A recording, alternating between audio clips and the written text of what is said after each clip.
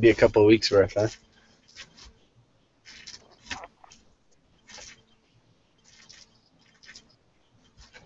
Okay, we are back again with another episode of the Mormon Dads podcast.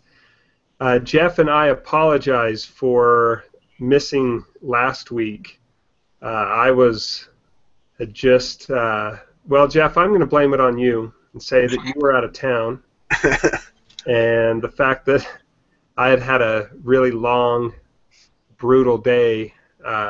We won't mention that part of it. So Yeah, you can put it on me. I don't care. we'll throw you under the bus.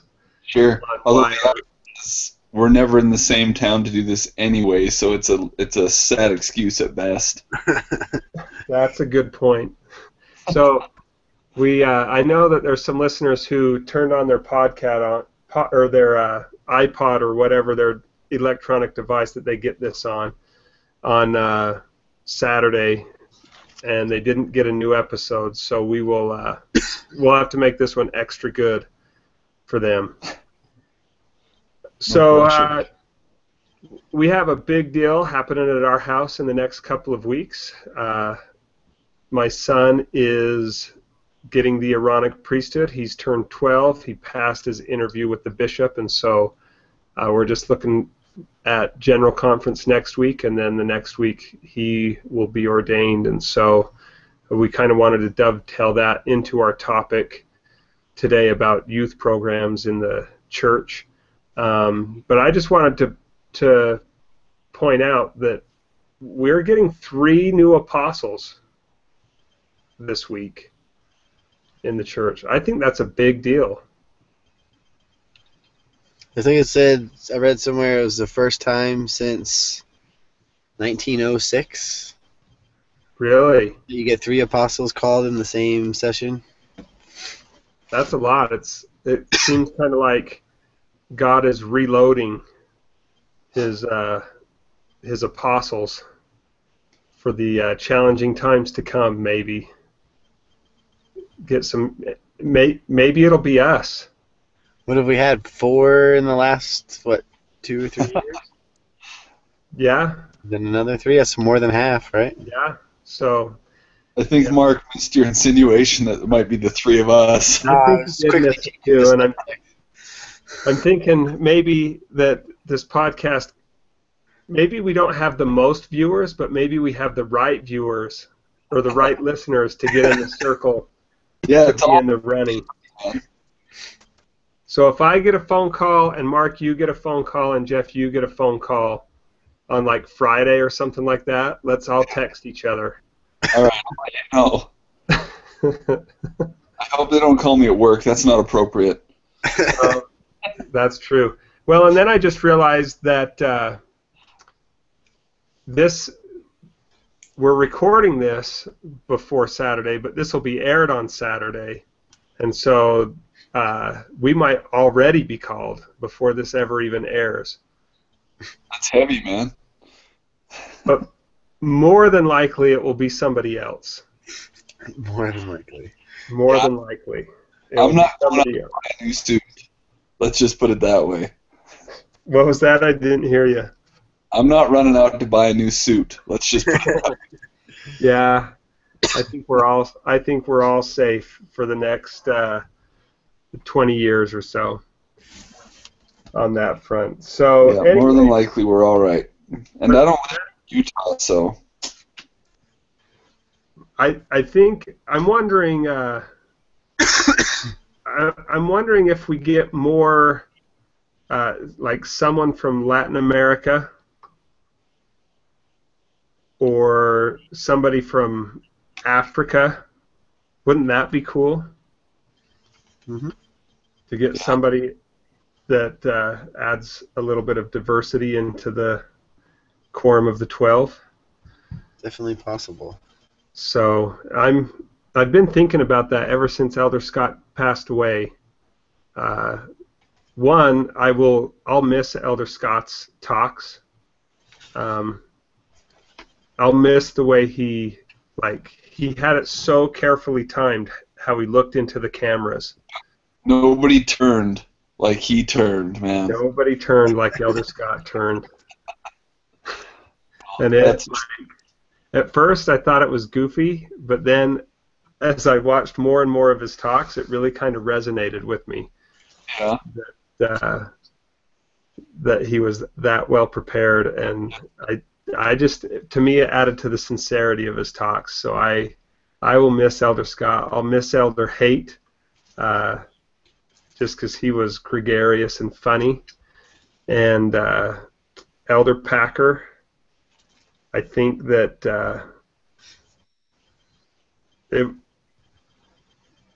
and I mean this as respectfully as possible, it was hard to watch the last couple general conferences. Yeah, that was tough, man. When he was talking, because he was so ready to go. But yeah, so 3 new apostles.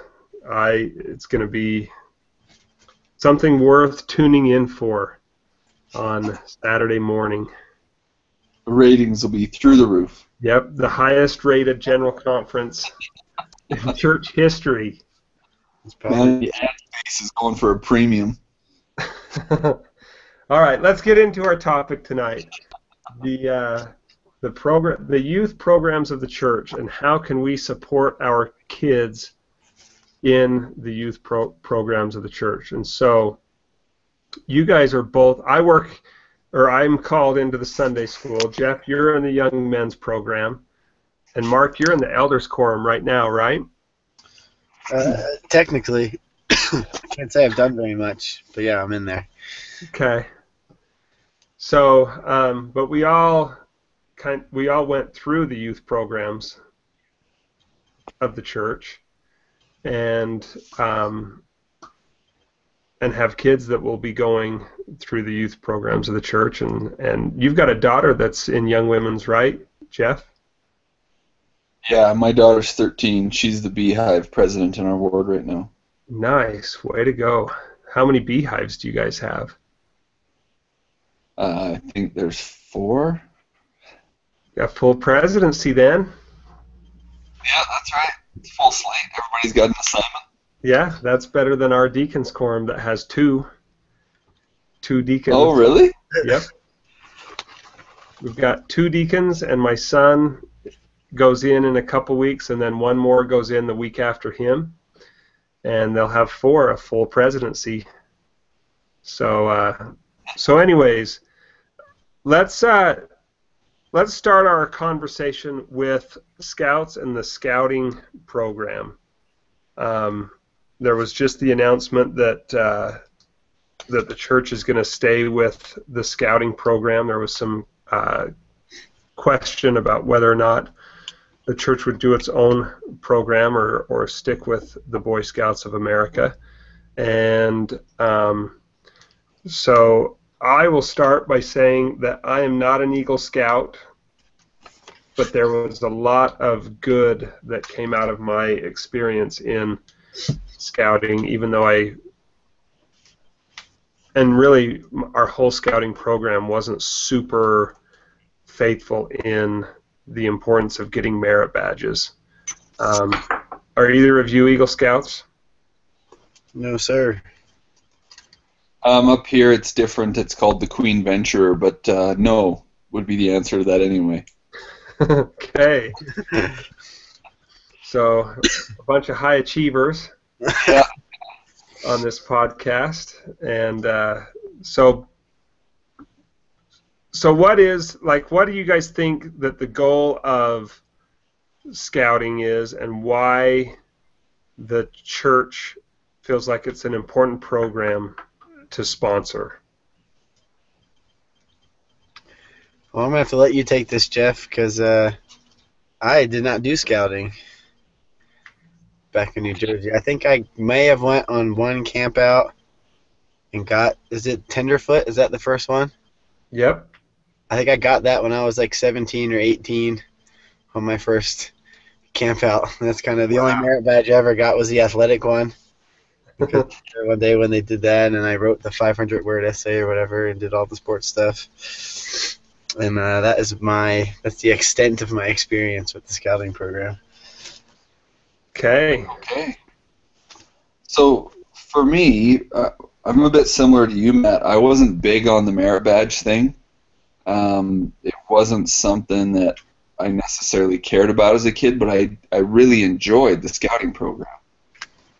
The merit badges were just one of those things that it just didn't matter, because I grew up in my ward and we had a great fraternity and we had a great group of boys, and for the most part we were all very accepting and tolerant of one another and had, a really good group of guys and did a lot of good stuff together. And so I think, and this goes, when you and I were in Scouts, that's 25 years ago, but back then, we did, when I grew up, we did way more of the outdoor stuff and the outdoor activities and the hiking and camping than the boys do now, by a long shot. Both in the amount of activities we did and in the how vigorous the activities were.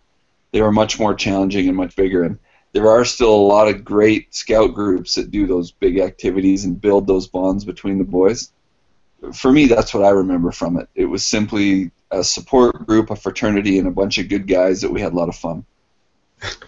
And it was the same for me. We, like the best memories are the campouts that we went on, and I remember playing lots of basketball with my scout group after whatever it is that we were doing. I don't remember any of the activities, but I remember playing basketball after.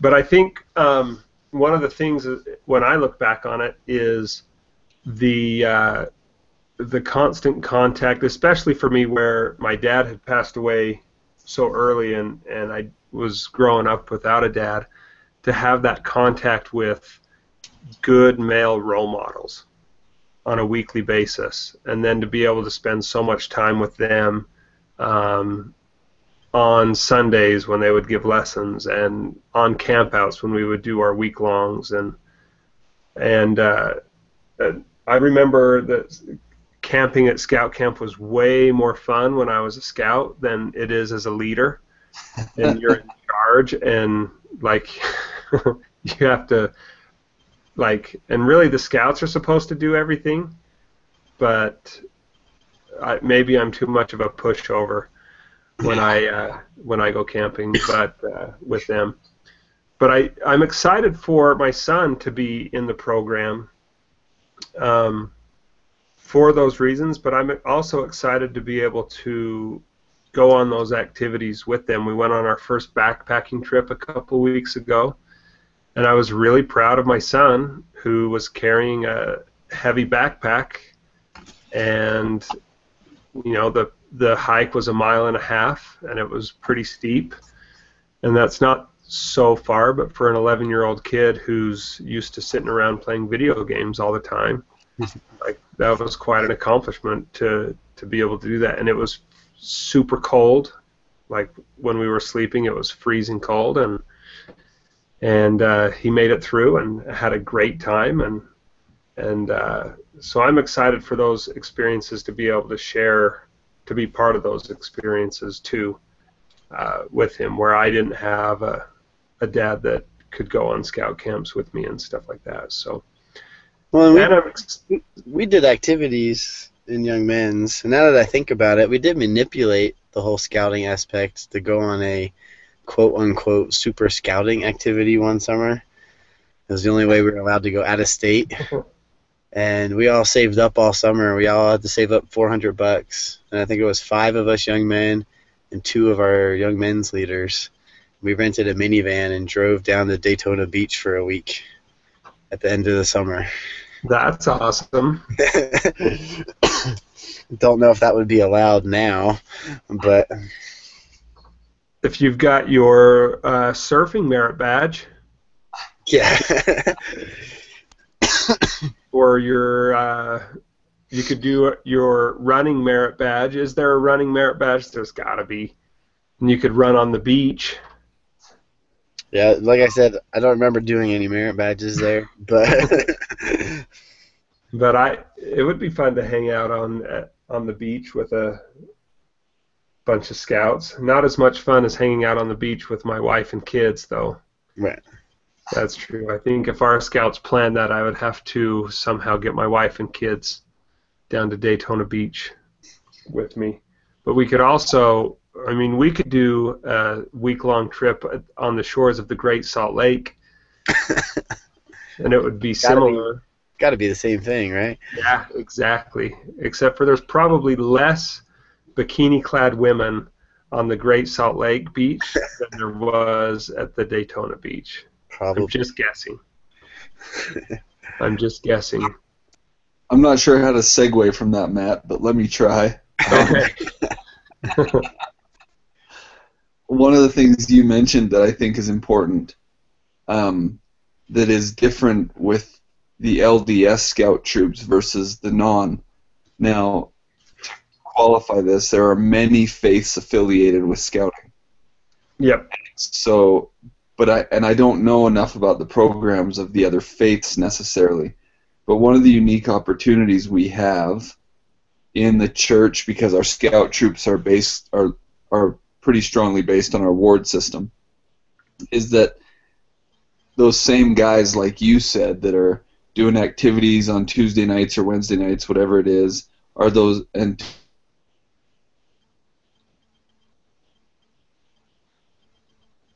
doing scout camp and teach you a lot of those spiritual things. And so, I think you would find some very unique things at an LDS scout camp that you wouldn't find at a non-LDS scout camp. And you would find that spiritual aspect, I think, in some ways, a little stronger. And I think that can be a good thing. That's a pretty unique aspect of scouting in the LDS culture that I think can be a positive thing if the leaders do it right. I think so too. And I don't know, I don't know any other scout troops because here in Utah it is so heavily LDS, and there are a lot of boys that participate that aren't LDS, but the leaders are generally called through the bishops and in the ward and stuff like that. And so I really wouldn't know if there is, but I think that the focus on God in scouting would probably translate to whatever faith group was running the program. So I think that you kind of hit on the idea that you did more of the camping and the hiking and stuff like that than scout troops now, and I think that that's really a function of whoever the leader is. And I shouldn't say this out loud because then you know how things work, but it would not be my very favorite calling to be the scoutmaster. But I think that if you're going to do it right, you really do have to camp 10 months out of the year.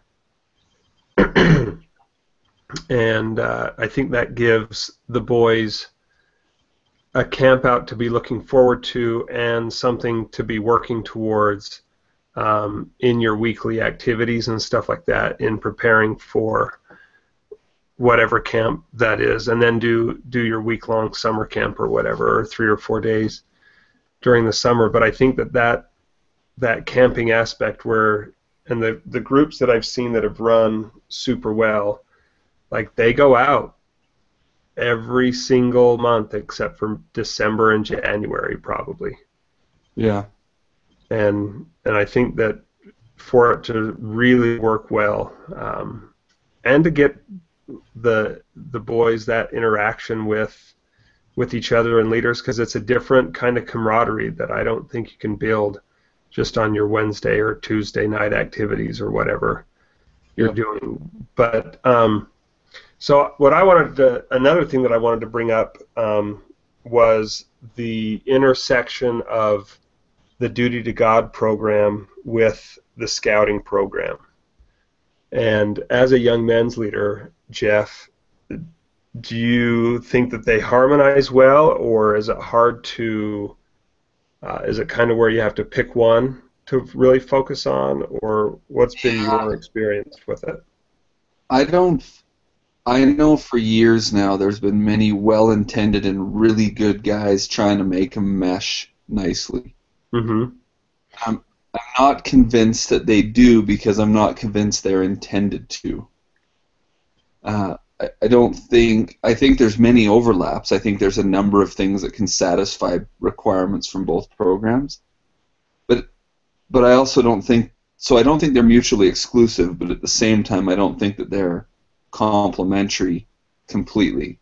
So I think you have to be disciplined and say, look, because we're an LDS scout group, we'll use some of our weekday activity times to work on duty to God things where necessary.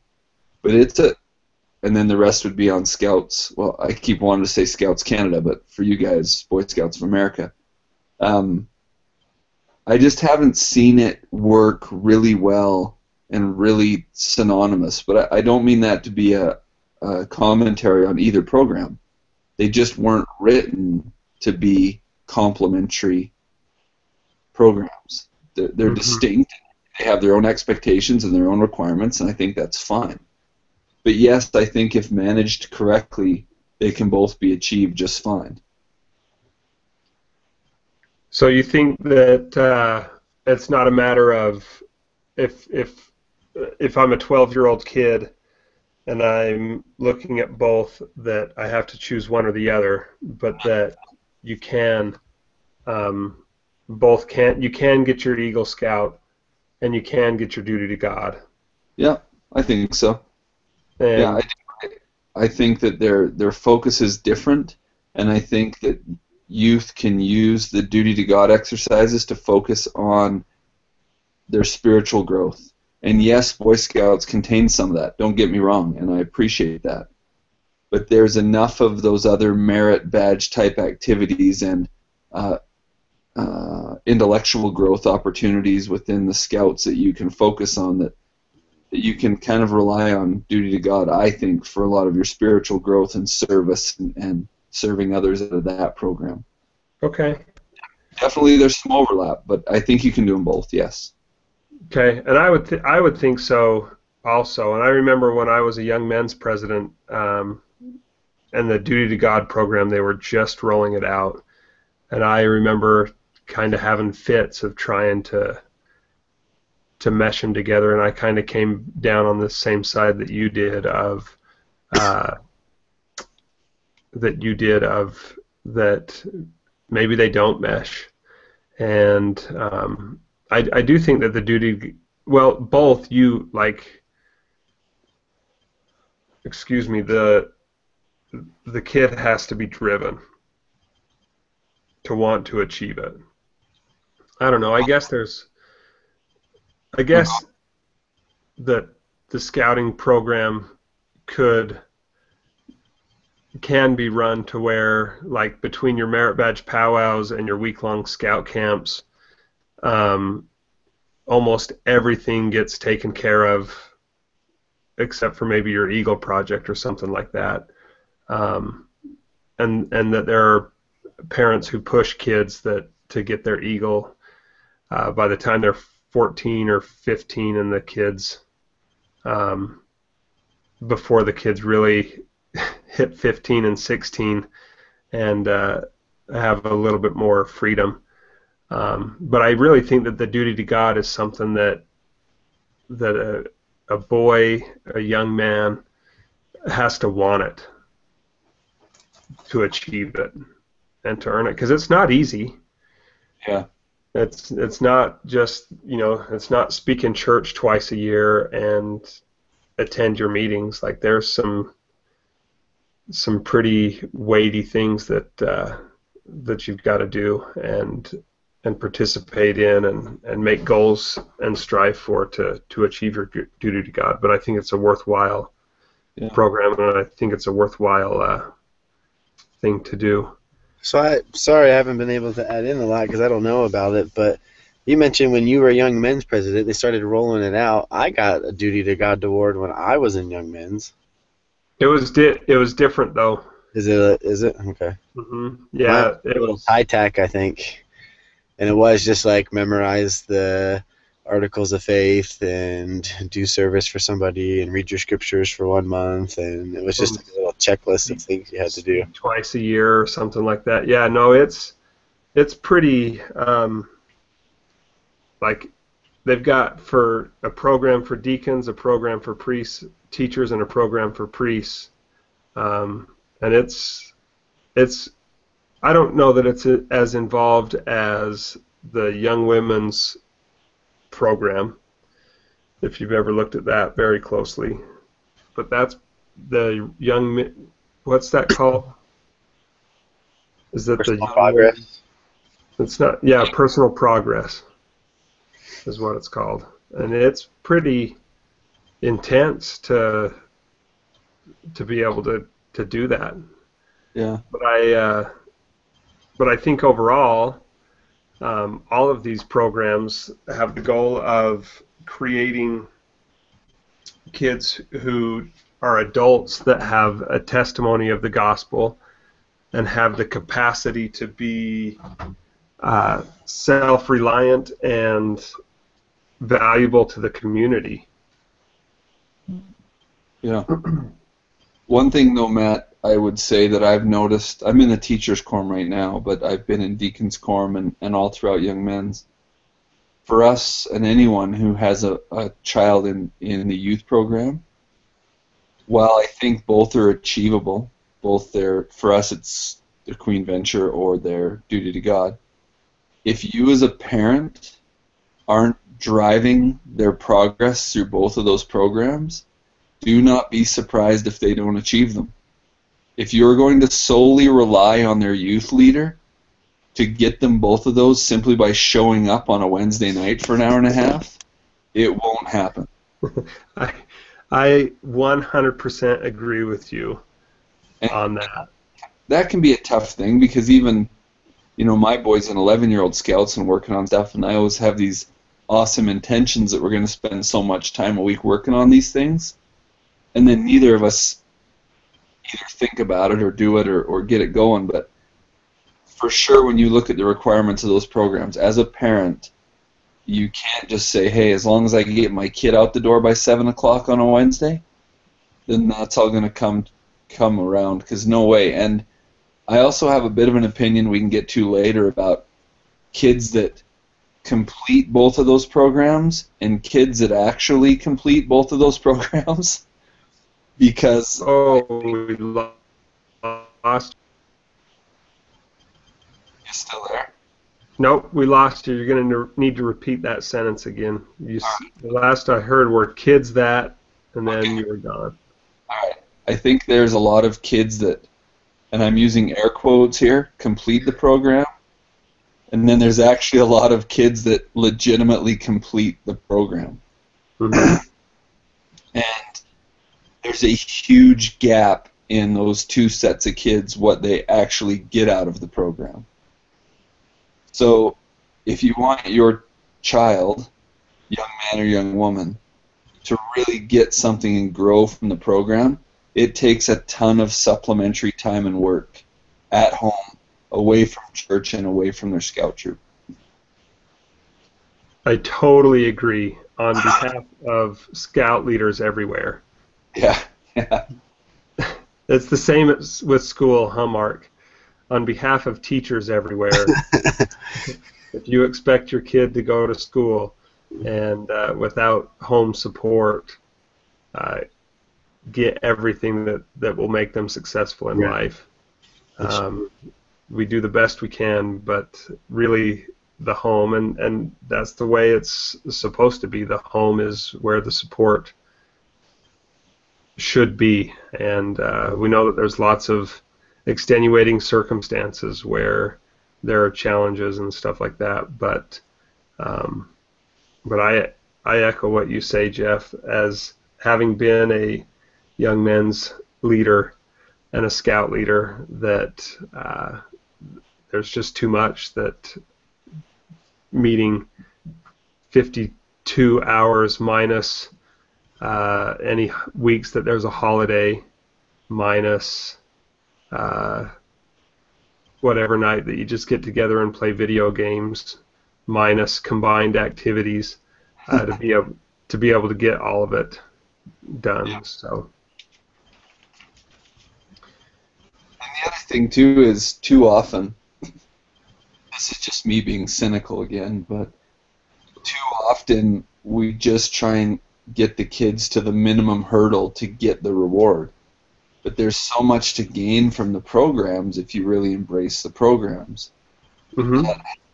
On a home level. It can't simply logistically be done on the scouting or church level. End of story. And like I said, I think there's a lot of kids that we allow to push through the program and achieve awards even when they're not earned, because that's the socially acceptable thing to do. There's a lot to be gained there, I think, if our kids legitimately work on those programs, and it's a discipline that there's a whole level of self-discipline there that they don't have a lot of opportunities otherwise to exercise. Yep. And really, like, if you can get your duty to God and your Eagle Scout and not be ready to go on a mission. Oh, I don't see any correlation at all. No. But if you're really working the program, then you can get your Eagle Scout and your duty to God, and those two things can prepare you to go on a mission. Right. And help you really be prepared to be a good missionary and to be a good husband and father but the three of us show that it is also non-essential to get your Eagle equivalent or graduate from seminary and still be a good husband and father. So, non-seminary graduate, Matt? what? I was not a seminary graduate, no. I think that's why I ended up getting called in the States. I think that when I left heaven and was born onto earth, my calling was supposed to be like to Finland or somewhere in Scandinavia, to my homeland. But then because of my poor choices in high school and not attending seminary, I ended up being called to the States instead. That's how that works, huh? Yep, I think so. There's so many things wrong with that sentence. I'm not sure. Well, that's my contribution to the Mormon myth. Okay. So to close, I wanted to talk about the importance of combined activities, because I guess I don't know if any of us are really qualified to talk about the Young Women's Program. I guess, Jeff, you'd be the most, since you have a daughter in the program. And I've been to girls' camp like 3 years in a row, so maybe I could comment on that a little bit. But we've talked a lot about the boys' programs. Do we need to share something about the girls' programs also? I think so. Mark, wouldn't you have some girls that have been in the girls' programs? Well, my 16-year-old just got baptized in February. Okay. So, yeah, about 6 months that 5 or 6 months that she's been in the Young Women's. So as a relatively new convert, has that Young Women's Program played a pretty significant role in her story so far? I think it did more in the beginning, because I think they were kind of excited that she came out, and they would invite her to more things. I would say now the people that she hangs out with are not ones that come to church regularly. And part of that's just her being busy too. She went and got a job, and now she's going to school, and she's involved in other things. And so maybe after not being able to hang out with them for so long, they just kind of stopped inviting her. I don't know, but I mean, she did Trek, and she went on a stake It was like, or is it Laurel's? Is that the oldest one? Mm-hmm.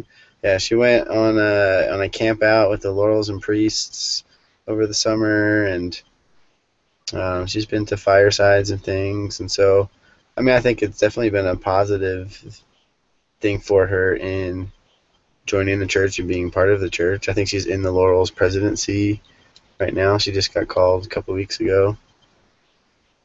So yeah, this definitely helped her out. I know she has not been working on her personal progress thing because they have a activity this Tuesday where they're all invited with their parents, and she was like, "Well, I didn't really do anything to be recognized for." I think that was kind of overwhelming for her because she felt like everybody else had 6 years to do their young women's personal progress, and she felt like she had a year and a half, and I think it kind of scared her before she even started. Yeah. Well, that age, that 16-year-old age, it gets hard when they get jobs and are playing sports in high school and stuff like that, and all good things. And so we could probably talk on another episode someday down the line about being overbearing and trying to get our kids to come and actually pushing them further away. I don't know if you guys have seen that in your respective wards, but I have. I've been in a lot of wards in the last 6 years since we've moved a lot, and I've seen that with kids where I don't know. There's an overbearingness without a connection with the young men or young women, and it sometimes can push them farther away. But I think that's a topic for another time. So to close, is there? I wanted to ask real quick before you close. Do you guys have youth conference out here? Yeah. And how long is that? The one that I went on this week or this year was a Thursday, Friday, Saturday. We left Thursday morning and came home Saturday afternoon. Because for us back east, we never did trek, obviously, because there wasn't any trails or anything to go on near New Jersey. But that was always the big deal for us, was to be able to go to youth conference and see all the. And again, people from your stake don't go to your high school like out here, right? People from live 45 minutes away, and so I have a lot of good memories doing stuff with the with our youth at youth conference. And ours was the same way. It was a Thursday, Friday, Saturday, and we usually stayed at people's houses in our ward because we happened to attend the Stake Center building. Mm-hmm. It was our building, and so families volunteered their houses for all the youth to stay at.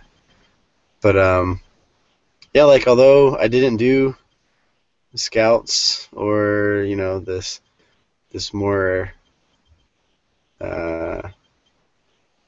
whatever, not this more in-depth version of the duty to God or whatever. I mean, it was the youth. That was the stuff that the youth did at church. I think that brought me into the church. I don't know if we've talked about my kind of story or not, but I was kind of half in the church until I was about 8th grade when my best friend moved to New Jersey from Virginia, and they got me to start coming out and playing in basketball. That's another youth program that was a lot bigger back there. And I guess it depends on the ward out there. That back there, we just played basketball all the time, but it was a big deal. Out here, I don't even think our ward has a basketball league or softball or volleyball. But then I talk to people that live 2 miles from me, and they have all those sports and stuff in their stake and in their church. But I think a lot of those programs that just get people out to do things that aren't necessarily churchy, I think are huge in getting people more involved and getting to know the people that don't come out on Sundays that maybe would participate. My dad not being a member of the church, it was a big deal to come to the Halloween party every year because my birthday was on Halloween. And so we always kind of went all out for that holiday in my home. And, never came to church, but he'd come to different events and stuff at my church, and he would support us in the young men's and young women's programs. And so I do think that there's a lot of value to those things. And unfortunately, it is different where you are and who's running it and who you're with. Those things aren't perfect in the church, but yeah, just some other things that we didn't have time really to get into. But yeah, no, I would agree. Youth conference was always something that we looked forward to. I actually met my wife at a youth conference before. Let's see, I was 17 and she was 14, and we went on a youth conference. It wasn't a trek, but we got divided into families, and we weren't with any of our friends. And so we all had to come up with nicknames, and since Rush was my favorite band at the time, that was my nickname. And her nickname was, her last name was Butter, so her nickname was Parquet. And so for this youth conference, we got together at the church, and we had to color our flag or whatever. And then we drove to the hike, and we didn't start hiking until about 10:30 at night. And we didn't get to the campsite until about 3 in the morning. And so I carried our flag almost the whole way. And there was a couple of other girls that were more my age, and they were like, well, we're going to give them a massage. And my wife was like, no way, that's stupid. So we go through all of youth conference. I go on my mission, come home. I'm home for a while, meet my wife, and we're talking after we're engaged, and we're talking, and I'm like, because we knew we grew up in the same stake, and I'm like, do you remember that youth conference where we went on this hike and we only got an orange to eat for a whole day or whatever? And she's like, yeah. And I'm like, yeah, my nickname was Rush or whatever. And she's like, wait. And we realized we were in the same group but didn't recognize each other and didn't know. And so she has a picture of us, and I'm standing there with my goofy 17-year-old look, and she's got these huge glasses and braces, and as a 14-year-old. And so that was so fun. Us. There are a lot of youth conferences. And we had I'm sure there's. Oh, sorry. I was just going to say there's probably many marriages and families that were started as a result of youth conferences. Let's hope that families weren't started as a result. Yeah, I kind of, when that came out, I kind of thought that didn't quite come out the way that it did. Well, we had the fortunate opportunity, some of our youth conferences, we went up to Palmyra and to the Hill Cumorah, the Sacred Grove, and the Peter Whitmer farm, and we got to see a lot of church history stuff too on ours. Well, that's the benefit of being back east. Yeah. So, all right, well, it looks like we are well past our usual length of time, but this has been a good conversation. So we were going to come up with a slogan at the end to kind of close out. Did anybody think of anything good? No. Nope, me either. So we'll just say goodbye and talk to everybody next week.